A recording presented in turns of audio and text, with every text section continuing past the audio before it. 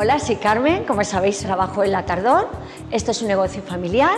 Aquí todos los que trabajamos somos marido, mujer, hijos, sobrinos, cuñados. Decidimos abrir el bar porque hicimos una asamblea en nuestra casa, porque somos muy de asamblea, y decidimos que entre todos cada uno aportaría su granito de arena y seríamos capaces de llevar un local familiar.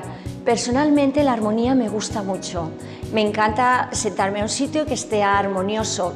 Puede ser un estilo que me guste o no, pero si todos en conjunto, a mí me da mucha satisfacción. Entonces quiero que la persona que venga a mi local tenga la misma sensación. Por eso yo constantemente cambio el escaparate.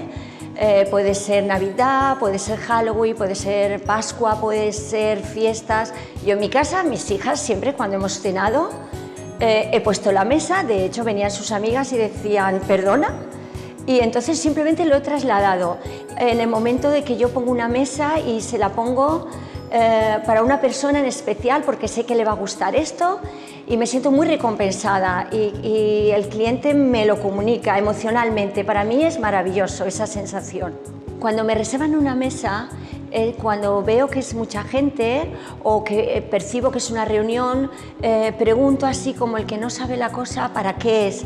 Para yo darles la sorpresa de personalizar sus mesas. Cuando vinieron las Valentes y Positives, les hice un broche con el pelo rosa.